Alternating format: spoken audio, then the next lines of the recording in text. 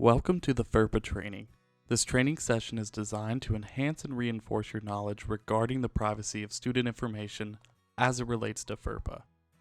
As an employee of East Tennessee State University, it is important for you to understand and comply with the law of FERPA. Topics covered during this training include when FERPA rights begin and end for a student, what is considered to be an education record, directory information, legitimate educational interest, exceptions under FERPA, and tips for preventing violations. Let's start by defining FERPA. FERPA is the Family Educational Rights and Privacy Act of 1974. It is also known as the Buckley Amendment. According to the AACRAO FERPA Guide, written by the American Association of Collegiate Registrars and Admissions Officers, FERPA is a federal law designed to protect the privacy of education records, to establish the right of students to inspect and review their education records, and to provide guidelines for the correction of inaccurate and misleading data through informal and formal hearings.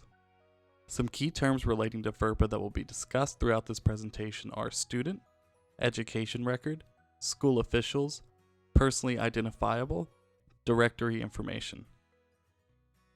The foundation of the law is that students must be permitted to inspect their own education records, and school officials cannot disclose personally identifiable information about students without their written permission, unless such action is covered by one of the exceptions under FERPA. Students who are or have been in attendance at a higher education institution are covered under FERPA.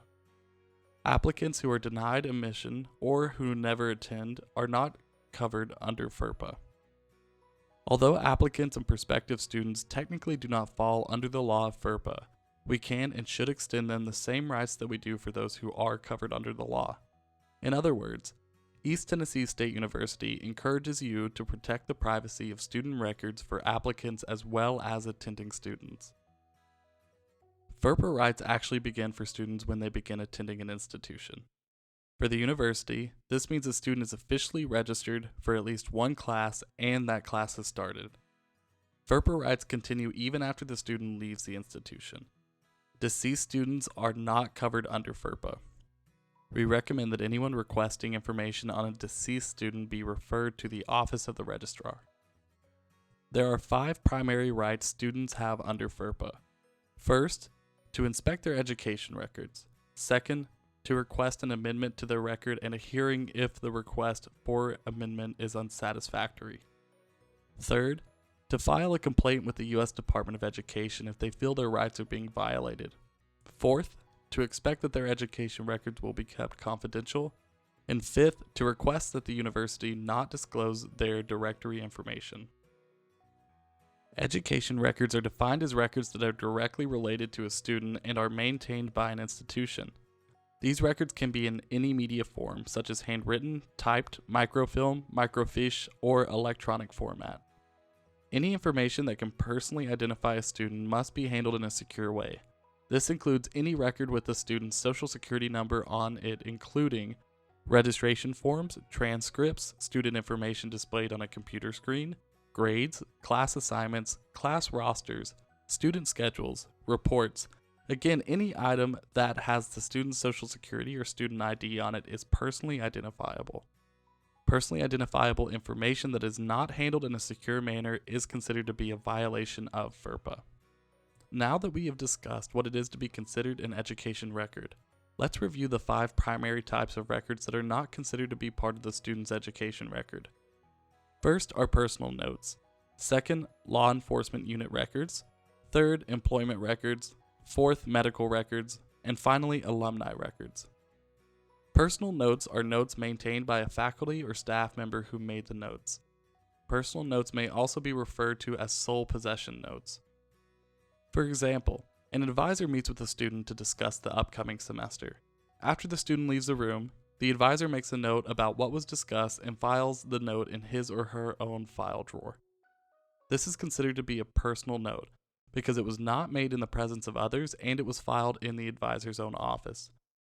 Therefore, the personal note is not part of the education record and is not subject to FERPA. On the other hand, notes that are made in the presence of others are considered personal notes. For example, an advisor meets with a student and takes notes during the meeting. These notes are subject to FERPA because they are made in the presence of the student and therefore are not considered personal notes. Law enforcement unit records are maintained solely for law enforcement purposes. Employment records are not considered part of the education record unless the person's employment is contingent upon being a student, such as a graduate student or a work-study student. Medical records are defined as being created by a healthcare professional and are only used for the medical or health treatment of the student. And finally, alumni records are created after the student has left the institution and therefore are not considered part of the education record. Next, we will discuss student information that can be disclosed. Information that can be released on the student includes the following: directory information that the student has given written consent to release, information needed by university officials who have a legitimate educational interest, and information needed by certain government agencies. Directory information is information that can be released to any third party without the student's written consent. Each higher education institution is allowed to define what is considered to be directory information. Directory information at ETSU includes name, address, telephone number, campus email address, field of study including majors, minors, certifications, and pre-professional areas of study, classification, and enrollment status. The university maintains a number of different address and telephone types for students. 3. Residence hall, current mailing, and primary permanent are considered directory information. General requests for student addresses, in an example, requests for an address directory of current students, will be fulfilled by providing one address for each student based on availability according to the following hierarchy: residence hall, current mailing, and primary permanent. General requests for student telephone numbers will be generated in a similar fashion. All non-university contact information provided for purposes of the emergency notification system is not considered directory information.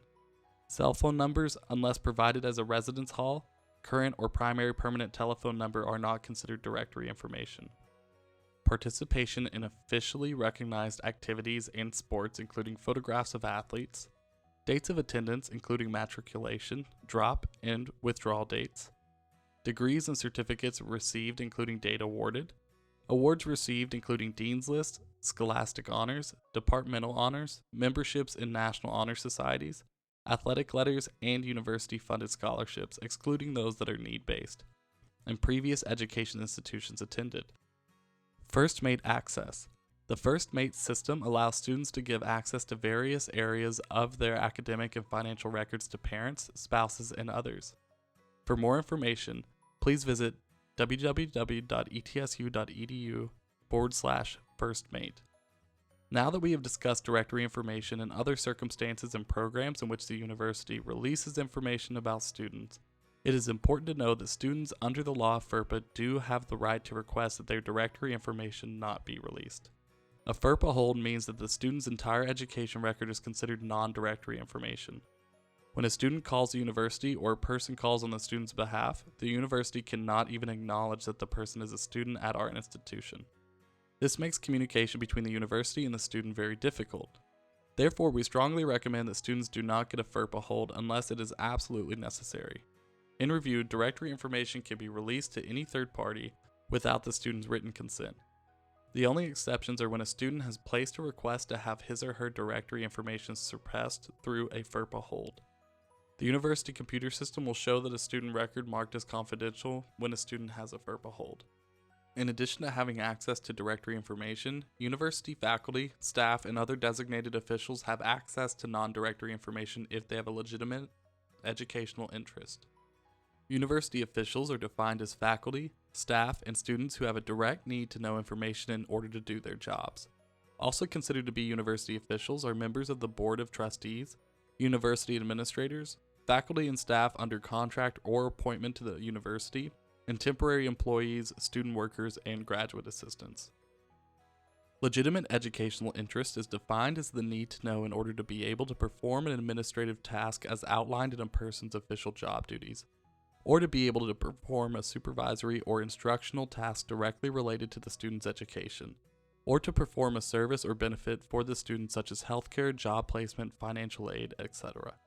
There are many exceptions under FERPA that allow various people and organizations to access student information without written consent.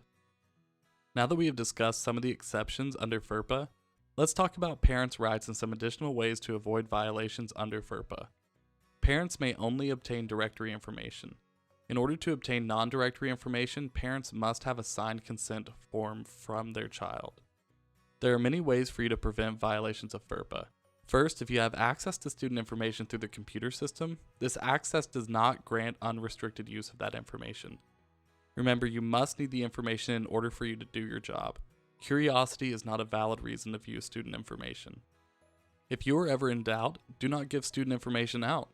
Even though directory information can be released without the student's written consent, you are not required under the law to automatically disclose the information. Remember, you can always refer requests for student information to the Office of the Registrar. One of the most common violations under FERPA is leaving personally identifiable information in an area that is easily viewable by others. To avoid this type of violation, do not leave confidential information displayed on an unattended computer. Always cover, turn over, or put away papers that contain confidential information if you are going to step away from your desk. Also, be sure to dispose of the confidential records in a secure manner. Any paper that has a student's social security number or student ID on it should be shredded or placed in a secure recycling bin. You should never place confidential information in a recycling bin that is not secure in a hallway or office. In conclusion, we have discussed students' rights under the Family Educational Rights and Privacy Act of 1974. We have also discussed when FERPA rights begin and end for a student, what is considered to be an education record, directory information, legitimate educational interests, exceptions under FERPA, and tips for preventing violations. For additional information regarding FERPA, including the official university policy, please visit the website at etsu.edu/reg records FERPA.